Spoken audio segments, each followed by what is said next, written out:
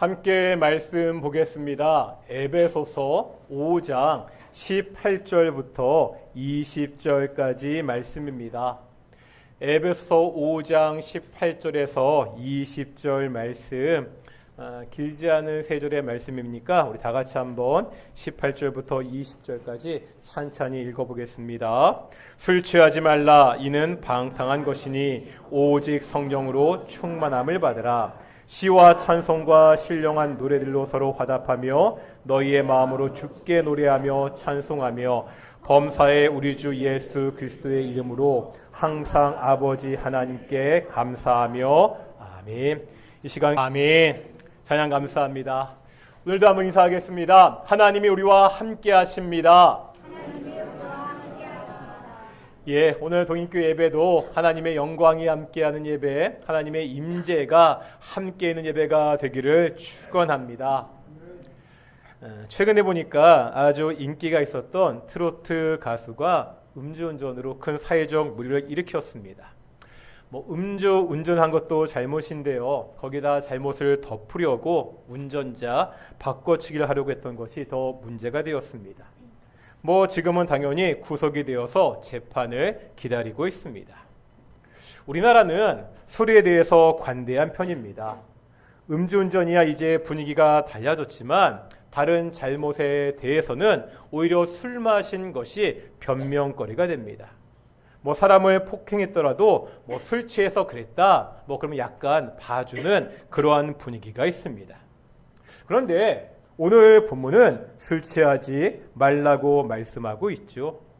오늘 본문의 말씀이 술 취한 것을 초점으로 하는 말씀은 아닙니다. 하지만 술 취하지 말라고 하는 것은 분명한 성경의 가르침입니다. 왜 술 취해서는 안 되죠? 18절에 보니까 술 취하는 것을 방탕한 것이다. 이렇게 말씀하고 있죠. 당시 사람들이 섬기던 신 중에서 디오니소스라는 신이 있었습니다. 이 신을 로마식으로 발음하면 바카스 이렇게 됩니다. 이 신은 술의 신입니다. 이 디오니소스 신은요, 당시 사람들에게 많은 사랑을 받았습니다. 그럴 것 같죠? 술의 신이니까 얼마나 많은 사람들이 좋아했겠습니까? 이 신을 섬기는 사람들은요, 술 취하는 것을 통해서 신에게 특별한 영감을 받을 수 있다 이렇게 생각했습니다. 그리고 나서 자신을 통제하지 못하고 성적으로 문란한 행동을 했습니다. 술 취하는 것이 방탕한 모습으로 쉽게 이어졌습니다. 이러한 문화의 배경에 있는 성도들에게 바울은 지금 너희는 술 취하지 말라고 분명히 말씀하고 있습니다. 앞선 11절에서는 이렇게 말씀하시죠. 11절에 보니까 너희는 열매 없는 어둠의 일에 참여하지 말고 도리어 책망하라. 예수님을 믿어 빛의 자녀가 되었습니다. 빛의 자녀는요, 어둠의 일에 참여하지 말아야 됩니다. 이렇게 술 취하는 것은 어둠의 대표적인 특징이라는 거예요. 우리가 한번 이제 데살로니가 전서 말씀을 볼 텐데요. 먼저 5장 5절입니다. 데살로니가 전서 5장 5절의 말씀 같이 읽겠습니다. 시작.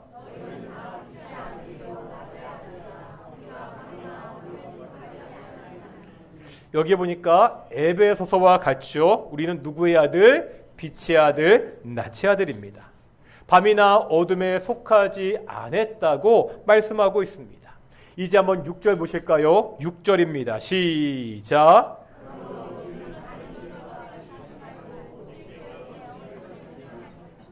그러니까 우리가 빛에 속한 자, 낮에 속한 자니까 자지 말고 깨어서 정신 차려라 이렇게 말씀하고 있습니다.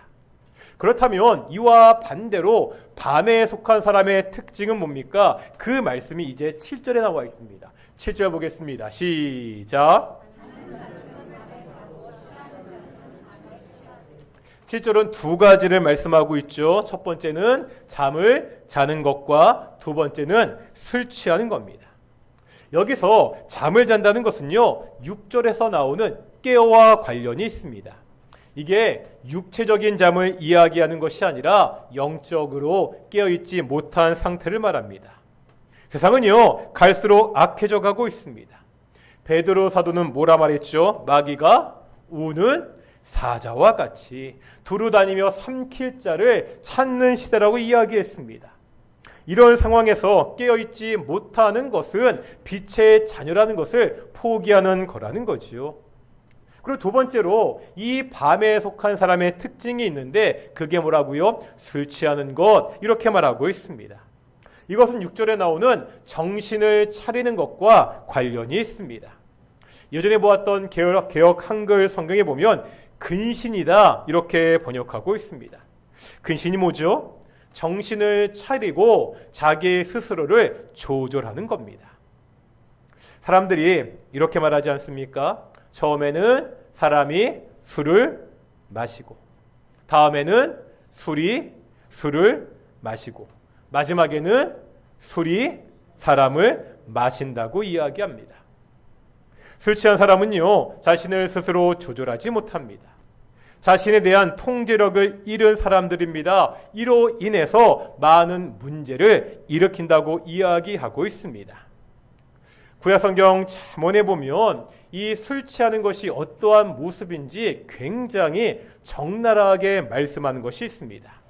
잠언 23장 29절에서 35절까지 말씀인데요. 제가 표준세 번역으로 지금 띄워놨거든요. 한번 천천히 한번 표준세 번역 말씀 읽어보겠습니다. 시작.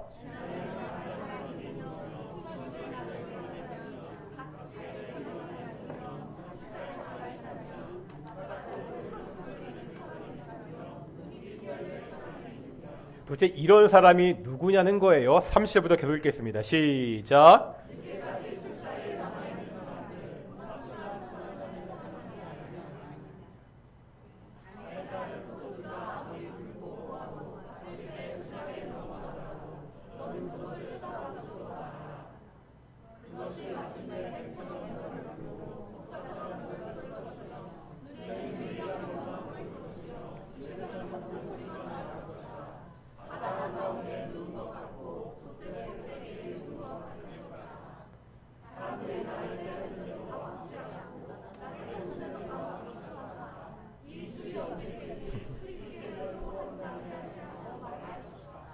성경치고는 적나라하지요. 분쟁을 일으키며 원망하게 되고 재앙과 근심이 있다고 말씀하고 있습니다. 술이 사람을 뱀같이 물고 독사같이 쏠 것이라고, 눈에는 이상한 것이 보이고 정신이 혼미해져서 돛대에 있는 것처럼 흔들릴 것이라고 말씀하고 있죠. 그러다 보니까 아무리 맞아도 감각이 없다고 이야기합니다. 그리고 나서 더 재미난 게 그거죠. 술이 깨면 내가 또 한잔 해야지. 뭐 그렇게 이야기한다고 성경은 말씀하고 있습니다. 술에 취해서 자신을 통제하지 못하는 이 모습이 어둠에 속한 것이라고 말씀하고 있습니다. 우리는 예수님을 믿고 빛의 자녀가 되었습니다. 빛의 자녀인 성도들이 술 취해서는 안 된다고 성경은 분명히 말씀하고 있습니다. 이렇게 술 취하는 것에 대해서 길게 말씀드렸지만 오늘 본문 말씀이요, 술 취하는 것에 초점이 있지는 않습니다. 18절 하반절에 보면 이렇게 말씀하고 있죠. 오직 성령으로 충만함을 받으라. 오직 성령으로 충만함을 받으라. 이때 먼저 생각할 것이 있습니다. 성령 충만 받으라는 것이 어떤 의미인가입니다. 우리가 이미 에베소서 1장 13절과 14절에서 성령에 대해서 보았습니다. 참 오래전 이야기죠. 성령께서 우리 구원에 대해서 어떤 일을 하셨지요? 먼저 성부 하나님은 창세전에 우리의 구원을 뭐 하셨다고요? 계획하셨습니다. 어렴풋이 기억이 나셨으면 좋겠는데, 성자 예수님은 성부 하나님의 구원 계획을 이 땅에서 뭐 하셨다고? 실행하셨습니다. 이제 성령 하나님은 성부 하나님과 성자 예수님이 우리에게 이루신 그 구원을 오늘날 우리에게 뭐 하시는 분이라고요? 적용하시는 분입니다. 성령이 아니고서는 누구도 예수를 주라 시인할 수 없습니다. 우리가 약속의 성령으로 인치심을 받았다 이렇게 말씀했습니다. 이런 겁니다. 이제 예수님을 믿으면 성령께서 그 사람 가운데 거하십니다. 이제 우리가 성령이 거하시는 하나님의 전이 됩니다. 이것은 단회적인 사건입니다. 한번 우리 안에 들어오신 성령께서 나갔다 들어왔다 이러지 않는다는 거예요. 그런데 오늘 본문에 보면 성령 충만 받으라고 이야기하는데 이때 헬라어를 보면은요 문법적으로 현재 명령법이라는 것이 사용되고 있습니다. 뭐 어려운 거 아니거든요. 헬라어에 보면은요 명령법에는 두 가지 종류가 있습니다. 하나는 한 번으로 끝나는 명령을 말하는 부정과거 명령이라는 게 있고요. 또 다른 하나는 그 행동이 반복해서 지속되는 현재 명령이라는 것이 있습니다. 오늘 본문에서 너희가 성령 충만을 받으라 이렇게 말씀했잖아요. 이때는 헬라어로 현재 명령이 사용되고 있습니다. 그러면 어떤 뜻이죠? 이 성령 충만은 한 번으로 끝나지 않는다는 거예요. 우리가 반복해서 지속적으로 성령 충만을 받아야 된다고 말씀하고 있습니다. 우리가 성령을 통해서 구원을 받았습니다. 이것은 일생에 딱 한 번만 일어나는 일입니다. 구원을 받았다가 그 구원이 취소되었다가 다시 받았다가 이러지 않습니다. 그런데 이렇게 구원받은 사람들은 이제 매일 뭐를 받아야 된다고요? 성령 충만함을 받아야 됩니다. 매일같이 성령의 지배를 받아야 됩니다. 매일같이 우리 속에 성령께서 주시는 생각이 가득 차야 된다고 그렇게 말씀하고 있습니다. 이때 오늘 본문은 이 성령 충만을 뭐랑 비교해서 말씀하고 있죠? 술 취하는 것과 대조하고 있습니다. 앞에서는요 어둠과 빛을 대조했잖아요. 이것의 연장입니다. 술 취하는 것은 어둠의 모습입니다. 성령 충만한 것은 빛의 모습이라는 거지요. 이 술 취하는 것과 성령 충만을 대조하는 것은 의미가 있습니다. 이 두 가지가 전혀 다른데 공통점이 있다는 거예요. 어떤 공통점이죠? 사람이 술에 취하게 되면 뭐의 지배를 받습니까? 술의 지배를 받습니다. 반면에 우리가 성령 충만하게 되면 누구의 지배를 받죠? 성령님의 지배를 받습니다.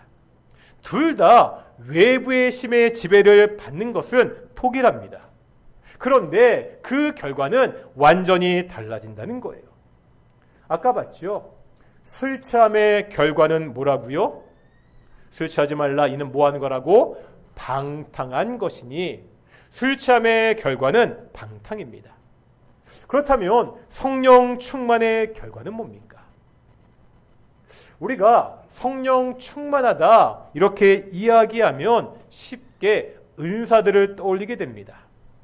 뭔가 특별한 능력을 말하죠. 방언을 말하거나 예언을 말하거나 뭐 병을 고치거나 귀신을 쫓아내는 뭔가 특별한 능력을 이야기합니다.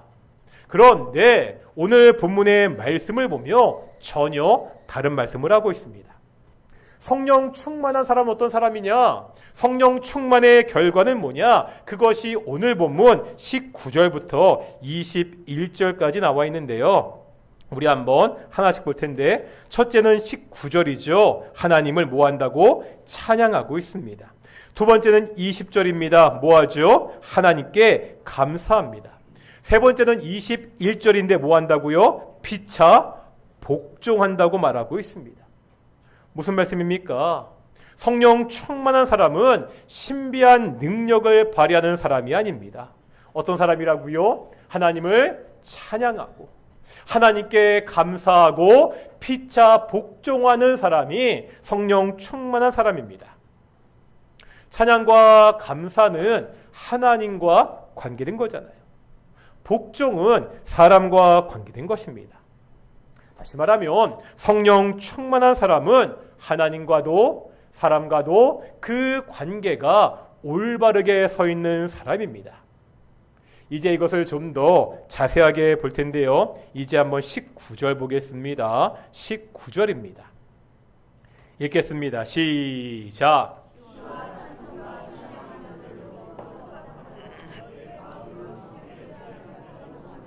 아멘. 성령 충만한 사람은 하나님을 찬송하는 사람입니다. 그런데 이때 두 가지를 말씀하고 있습니다. 먼저 시와 찬송과 신령한 노래들로 서로 화답합니다. 여기 나오는 시와 찬송과 노래가 각각 무엇을 의미하는지는 명확하지 않습니다. 하나님을 찬양하는 다양한 방법들을 의미합니다. 그런데 이 찬양을 어떻게 한다고 나오고 있죠? 서로 화답합니다. 화답이 뭐죠? 찬양을 서로 주고받는 모습입니다. 우리가 이것을 통해서 지금 이 찬양이 어디에서 이루어지는지 알 수가 있습니다. 화답하려면은요, 혼자 찬양할 수 없잖아요. 어떻게 해야죠? 함께 모여서 찬양해야 됩니다. 그러기에 이것은 공적인 예배를 의미합니다. 한 공동체가 예배로 모여서 마음을 모아서 하나님께 화답하며 찬양하는 모습입니다. 물론요, 조용한 곳에서 혼자서 찬양할 수 있습니다. 그런데 오늘 본문의 말씀은 함께 모여서 찬양하는 것을 강조하고 있습니다. 특별히 공적인 예배에서 이렇게 함께 모여 하나님을 찬양하는 것을 강조하고 있습니다. 성령 충만한 사람은 예배로 모여서 성도들과 함께 하나님을 찬양하는 사람입니다. 그런데 19절 후반부에 보면 하나님을 찬양하는 또 다른 모습이 기록되어 있습니다. 이렇게 말씀하고 있죠. 너희의 마음으로 주께 노래하며 찬송하며. 하나님을 찬양하는데 우리의 마음으로 찬양해야 됩니다. 공동번역은 이 구절을 이렇게 번역합니다. 진정한 마음으로 노래를 불러 주님을 찬양하십시오. 찬양에서 정말로 중요한 것은 우리의 진정한 마음입니다. 이 말씀은요, 저같이 노래를 잘 못하는 사람에게 큰 위로가 됩니다. 그렇지 않습니까? 말씀드린 적이 있는 것 같은데, 제가 동천교에서 청년부 사역을 할 때 예배 반주하는 자매가 저에게 했던 말이 있습니다. 굉장히 친했거든요. 어느 날 이렇게 말하더라고요. 목사님은요, 다 좋은데요. 이 말은 뒤에 있는 말을 하기 위해서 지금 뭔가 깔아놓고 있죠. 그 다음 말이 중요합니다. 이렇게 이야기했습니다. 노래는 좀 그래요. 이게 진짜 하고 싶은 말이죠. 어쩌라는 건지 모르겠지만. 이런 저도요, 중고등부 때 찬양대를 했습니다. 심지어 오디션도 봤습니다. 이 오디션이 노래의 실력을 확인하는 오디션이었으면 저는 분명 떨어졌을 겁니다. 하지만 그때 오디션은 목소리에 따라서 파트를 나누는 오디션이었습니다. 감사하게 저는 찬양대를 설 수가 있었습니다. 우리가 하나님을 찬양할 때 이 노래 실력은 부차적인 문제라는 거예요. 그 사람의 목소리가 얼마나 좋으냐는 중요하지 않다는 거지요. 중요한 것은 뭐라고요? 그 사람의 마음입니다. 얼마나 그 마음으로 정말 진정으로 하나님을 온전히 찬양하고 있느냐가 중요합니다. 여기 찬양대가 있는데요, 우리 찬양대도 동일합니다. 물론 노래의 실력은 개개인마다 차이가 나지요. 그렇다고 이 말이 차이가 나니까 대충 해도 된다는 말은 아닙니다. 찬양대는요, 예배에서 특별하게 찬양하는 역할을 맡은 사람들입니다. 그 역할에 맞게 최선을 다해서 연습해야 됩니다. 내가 낼 수 있는 가장 아름다운 소리를 낼 수 있도록 열심히 노력해야 됩니다. 그래서 거기에 내 마음을 담아 그렇게 찬양할 것을 성경은 가르치고 있습니다. 성령 충만한 사람은 예배로 함께 모여서 정말 온 마음으로 진정으로 하나님을 찬양하는 사람이라고 오늘 본문은 말씀하고 있습니다. 이제 두 번째 보시겠습니다. 두 번째 20절입니다. 20절 보실까요? 읽겠습니다. 시작.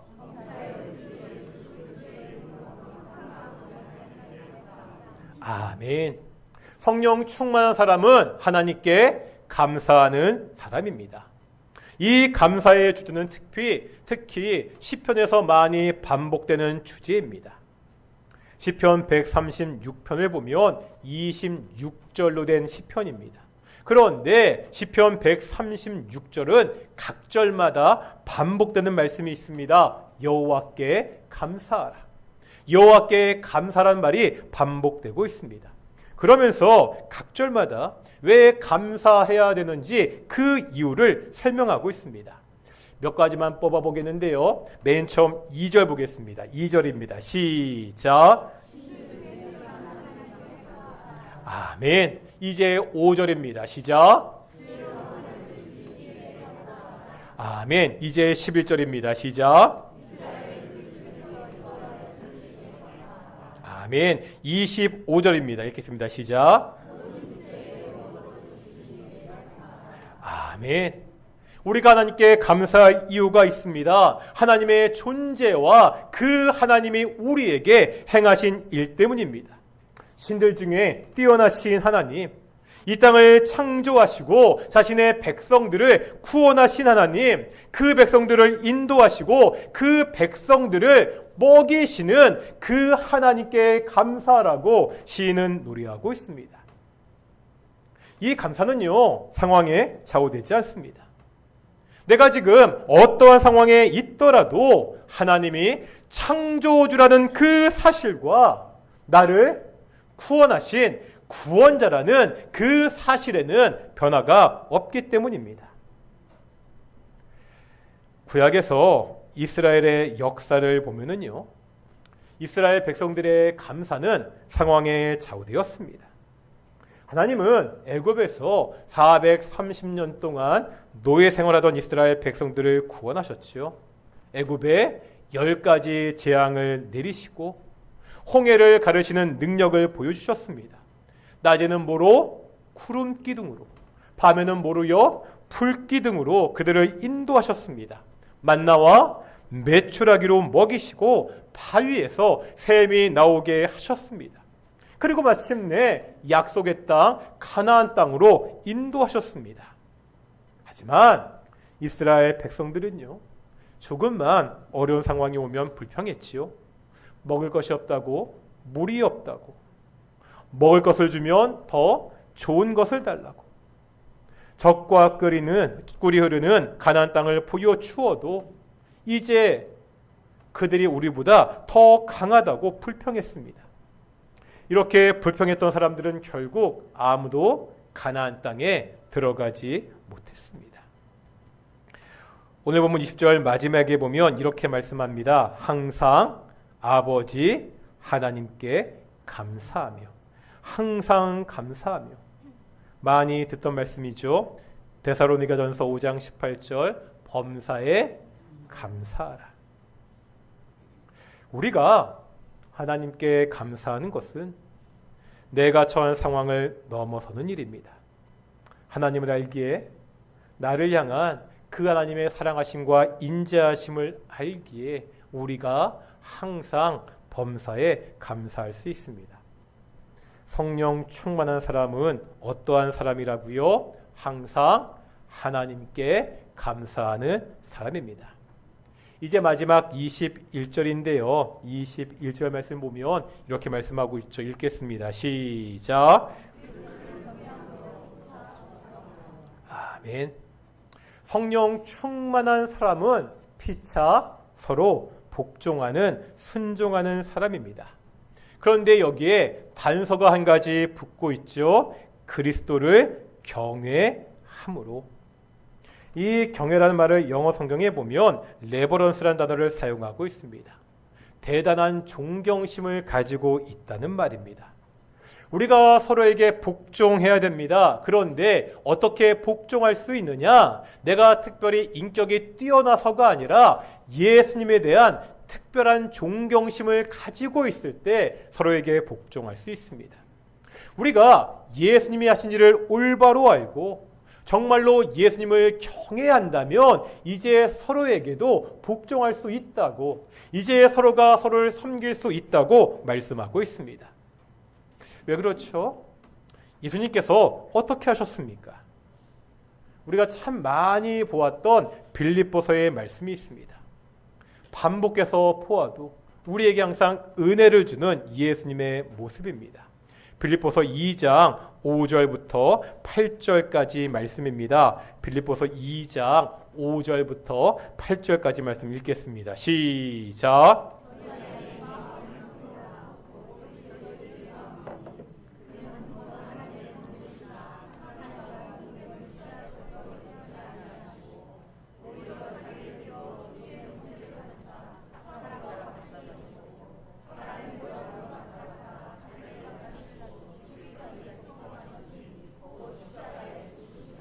아멘. 우리가 이 마음을 품어야 됩니다. 그리스도 예수의 마음입니다. 예수님은 어떤 분이시죠? 본래 하나님과 동등하셨습니다. 하나님과 동등한 영광을 가지셨습니다. 그런데 그러한 영광의 하나님이 자기를 비워 뭐가 되셨다고요? 총이 되셨습니다. 인간이 되어서 자기를 낮추셨습니다. 마침내 어디까지? 십자가의 자리까지 낮아지셨다고 그렇게 노래하고 있습니다. 이 예수님의 마음을 품으라고 합니다. 죽기까지 낮아지신 그 예수님의 모습이 우리의 모델이라는 거죠. 이렇게 낮아져서 다른 사람을 섬기라는 것이 성경의 가르침입니다. 성령 충만한 사람은 이제 어떤 사람이라고요? 다른 사람을 섬기며 복종하는 사람이라고 성경은 말씀하고 있습니다. 우리가 술 취하지 말고 성령 충만해야 됩니다. 술의 지배가 아니라 성령의 지배를 받아야 됩니다. 이 성령의 지배를 받는 사람들은 함께 모여서, 특별히 이렇게 주일날 함께 예배로 모여서 그 온 마음을 다해서 하나님을 찬양하는 사람입니다. 어떠한 상황에서도 항상 범사에 하나님께 감사하는 사람입니다. 예수님을 닮아 피차 섬기며 서로 복종하는 사람이 성령 충만한 사람입니다. 사랑하는 동인교회가 동인의 성도들이 성령 충만하기를 축원합니다. 하나님을 찬양하고 하나님께 감사하고 피차 복종하는 귀한 성도들이 되시기를 축원합니다. 우리 함께 찬양하실 텐데요. 찬송가 183장에 보면